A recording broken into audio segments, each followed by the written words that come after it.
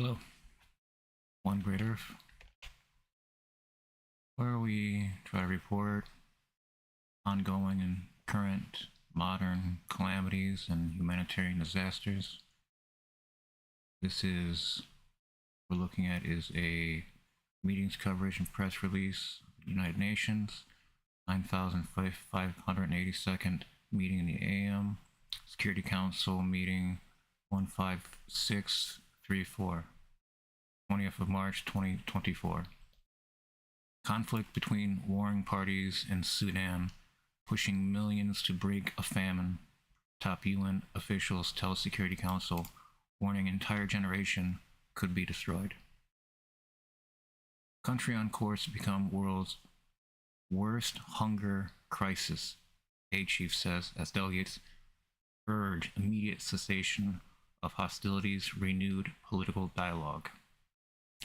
Conflict between warring parties in Sudan is driving a hunger crisis, dangerously approaching famine for millions of people, senior United Nations officials warned the Security Council today, calling for an urgent cessation of hostilities before an entire generation is destroyed and the wider region is destabilized.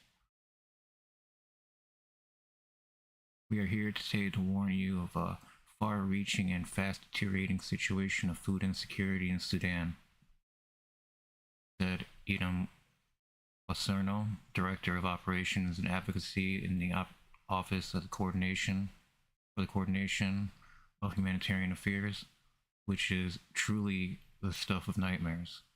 There are reports of mass graves, gang rapes, shockingly indiscriminate attacks in densely populated areas, and many more horrors, she reported.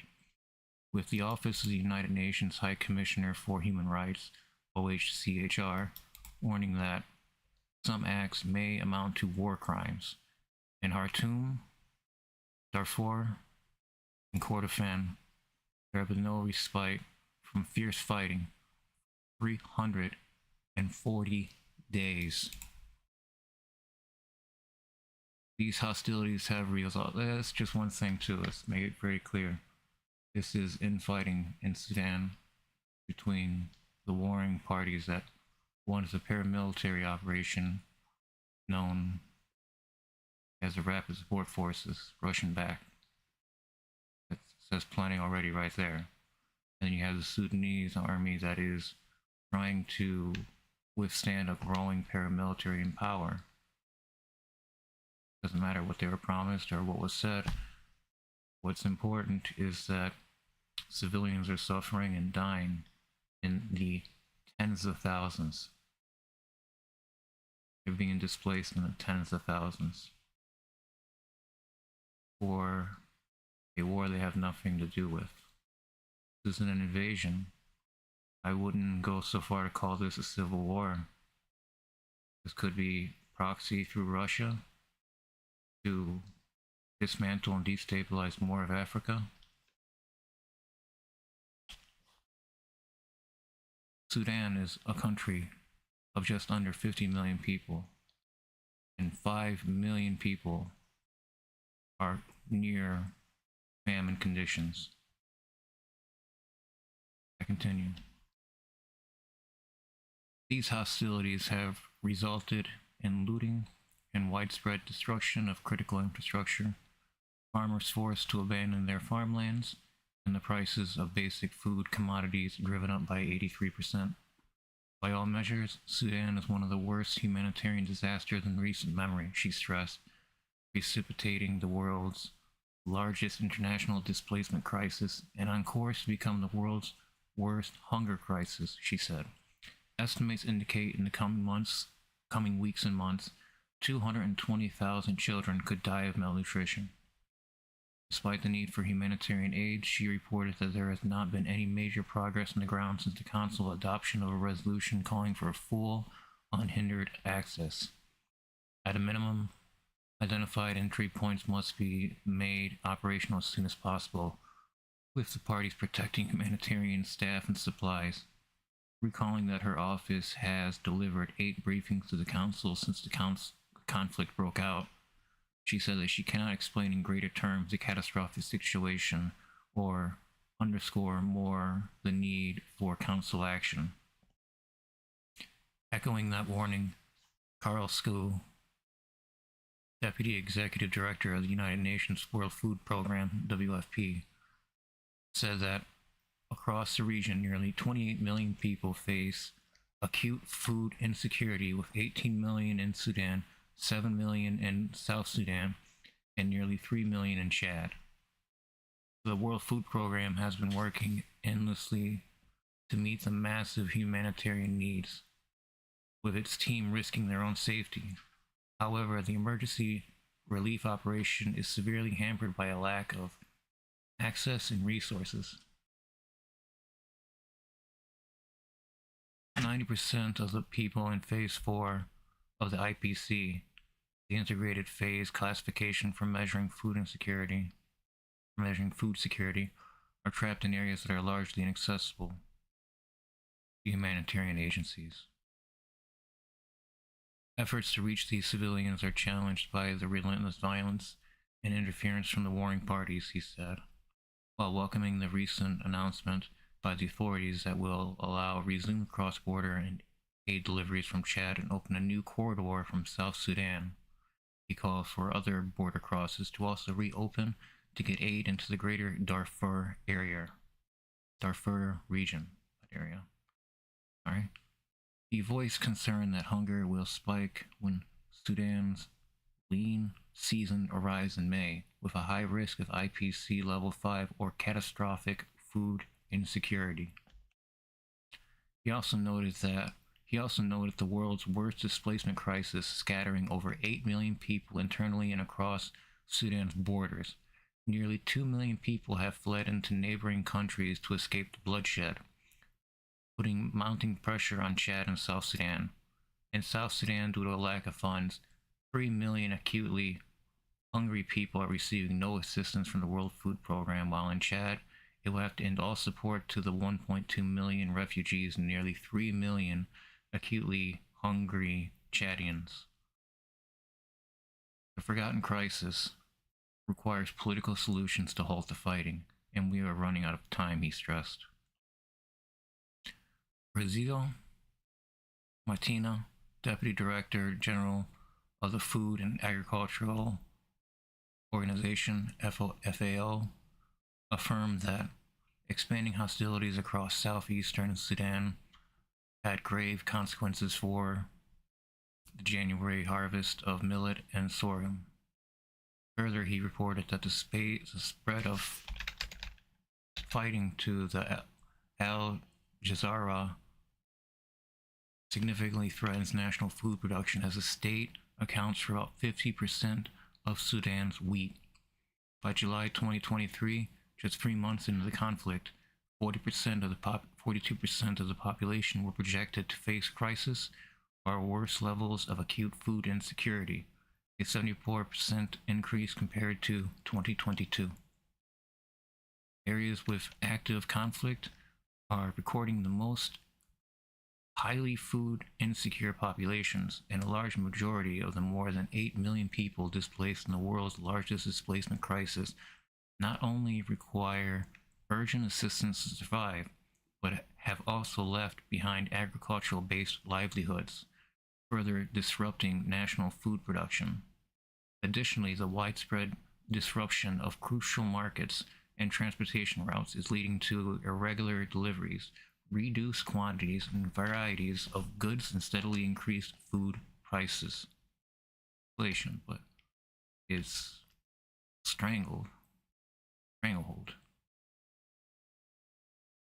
He reported that the performance of the 2023 main cereal production season was very poor, and that the high production costs of cereals are likely to further inflate already exceptionally high market prices. The outlook for food production in 2024 is bleak, he underscored, urging that a peaceful political solution and immediate cessation of hostilities is an essential first step to eliminate the risk of famine. Where farmers can access lands and inputs, they will produce food, he stated, underlining the fund's life-saving Agricultural assistance must come now. In the ensuing debate, a number of council members, including the representative of Switzerland, Slovenia, Malta, the United Kingdom, Republic of Korea, and Japan, echoed the briefers' warnings of a famine in Sudan that is materializing today, further calling on the parties to the conflict to silence their weapons immediately and engage in dialogue towards a political solution. The representative of Algeria, also speaking for Guyana, Mozambique, and Sierra Leone, observed that if we had the ability to reverse the hand of time, it would have been unimaginable for a country like Sudan, a breadbasket known for its abundant resources and agricultural traditions, to face acute risk of food insecurity. He therefore underlined the need to ensure unrestricted access for humanitarian aid to reach affected areas across borders and front lines, welcoming the Sudanese government's decision to facilitate access through several cross-border points and calling for speedy implementation, stating that it is clear that addressing humanitarian aspects must go hand in hand with reaching a comprehensive political solution. He called on the protagonists to clearly commit to a ceasefire as a crucial first step, while Council Resolution 2724 in 2024 brought hope. There is much to be done to ensure its full implementation. The situation in Sudan is not of any less importance than any other file on this Council's agenda, he said, urging those present to remain focused on de-escalating tensions in coordination with the Sudanese authorities. Echoing that Sudan was once considered the future breadbasket of East Africa, Ecuador's delegate called for international cooperation aimed at rebuilding or creating infrastructure. He warned that the fighting has created the highest number of displaced persons on the planet, almost 8 million people, which may destabilize the region, calling for the cessation of hostilities during the month of Ramadan, as a peaceful settlement is the only way to prevent a humanitarian disaster. Similarly, the United States representative called for the parties to not only immediately ensure unhindered humanitarian access, but begin direct negotiations and cease hostilities, reiterating that members of the Sudanese armed forces and rapid support forces have committed war crimes. She demanded that they protect civilians in all circumstances.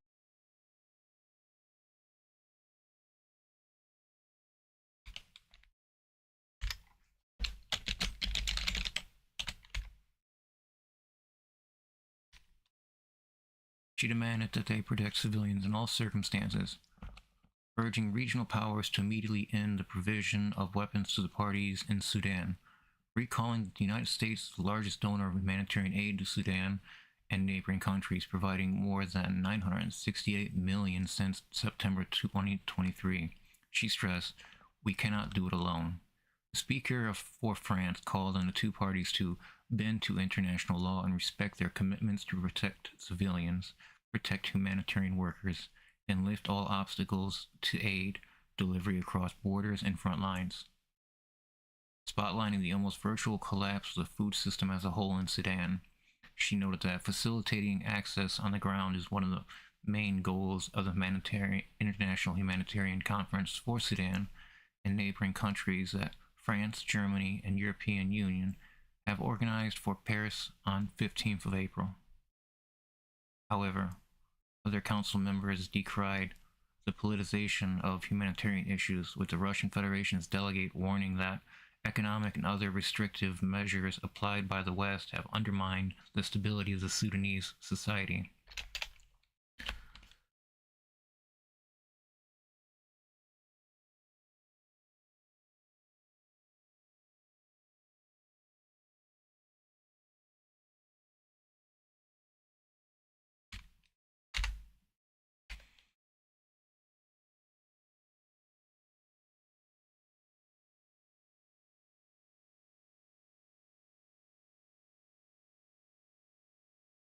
While some delegations and UN representatives fear that Sudan is almost completely engulfed in famine, such alarmist assessments are not shared by everyone, she stated.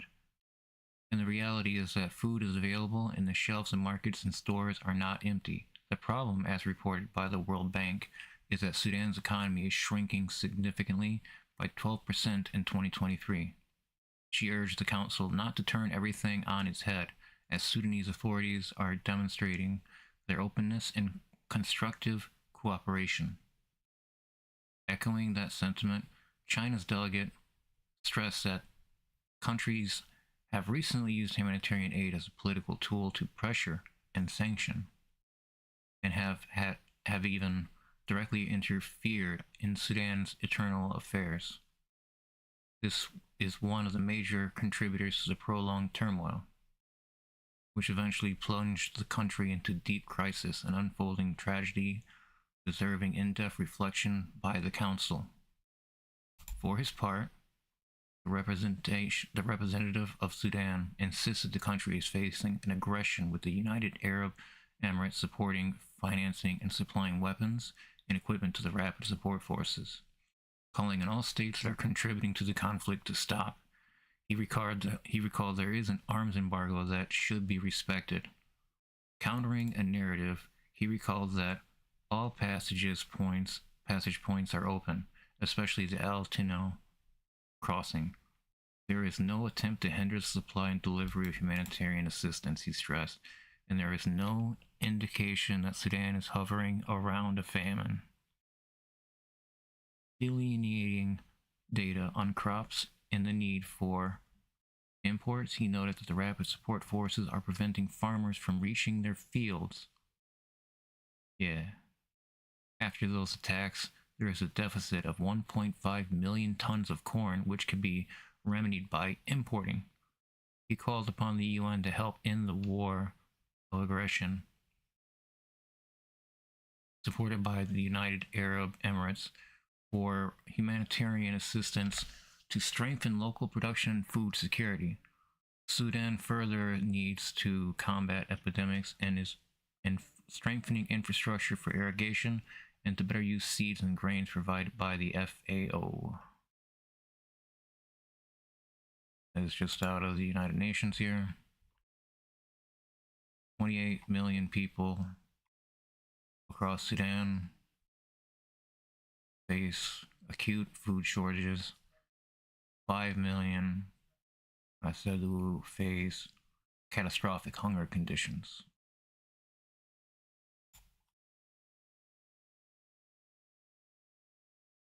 I thank you for listening and joining me while I go through this article. Please, if you haven't already, like the stream, subscribe to the channel. It keeps me motivated. Keeps me going. Thank you. Take care.